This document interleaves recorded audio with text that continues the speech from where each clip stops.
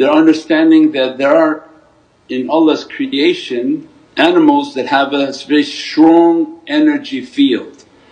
And I think the example between a toad and a salamander, and they didn't understand why certain creatures, if you cut their leg off and their tail, immediately the energy of that creature becomes so significantly powerful that it grows its tail back and it grows its arm back. So we know in energy healing, as soon as you have a wound, so as soon as you hurt yourself, you meditate and become more subtle and meditate, move your hand slowly across somebody who says they are hurting. You feel a warmth, a heat, because the body has to send an energy to make the person to heal, because we're an energy plant, we're an energy being. When there's a damage, the body will immediately send the energy to that region to begin to replenish, like a little factory of neuro things coming in and replenishing that area to heal it. So they found in animals now, this was now in January they're coming into their understanding, that why certain animals in this creation have a strong energy field. They cut the tail, the arm, and they observe it and it starts to grow back over a period of time. And they saw that when the injury took place the energy dropped, but immediately that creature and its God-given gift, immediately their energy spiked. So it began to radiate a strong power within itself, like its zikr, its meditation, and based on the energy vibration and the energy output of the salamander, its limbs were growing back. They're astonished, okay, so this creature, his energy goes down like everyone else but immediately begins to produce an energy. So I think Harvard is looking into it and they call it the toad and salamander experiment. Then the same scientist said, well, the toad doesn't have the ability for that energy. Can we introduce an outside current to that creature, and based on the current and a therapy of the current onto that, the toad began to develop an energy onto that leg. Means it was starting a growth pattern within its cellular level because of the stimulation of energy, it was actually starting to grow its leg back. And that's a frog that doesn't do that. Means they're understanding that energy is what is making us vibrate.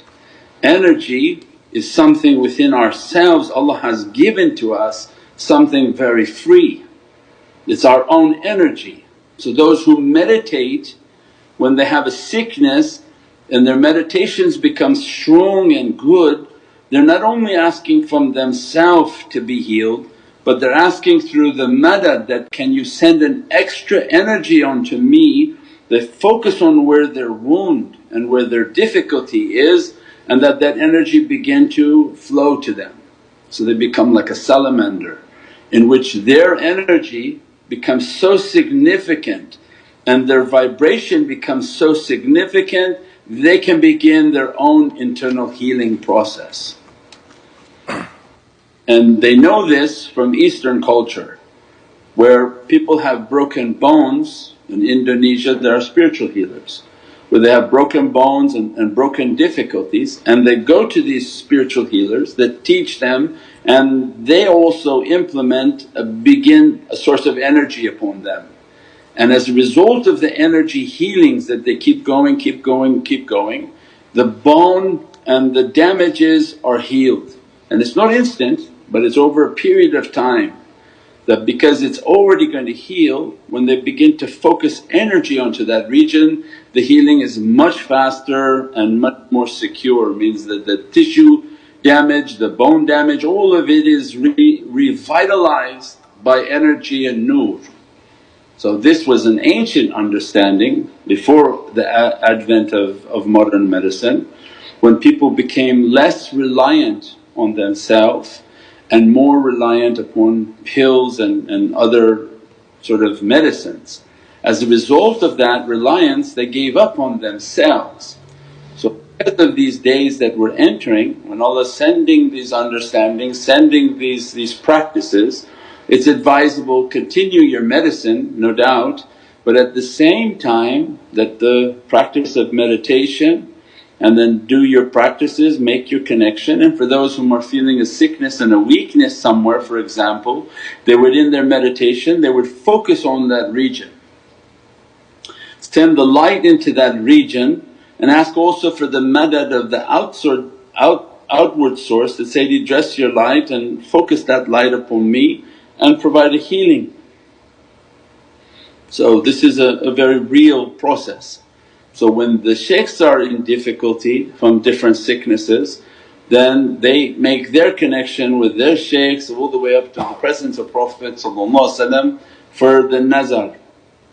And for that nazar and that energy that's needed to send that light for a healing and to push away any type of immense difficulty that trying to sort of infiltrate their being.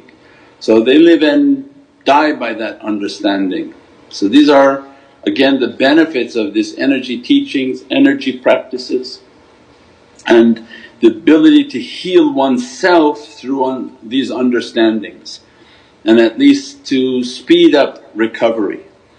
So there's nothing miraculous because the energy and the voltage is there, but what they're finding is the stimulation of energies stimulates the whole growth pattern and the recovery pattern and the recovery process.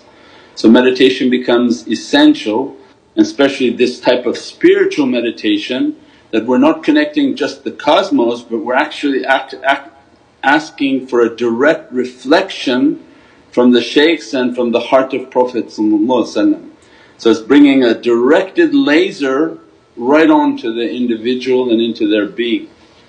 So it has immense blessings, immense understandings and immense openings now are coming back upon the earth, inshaAllah.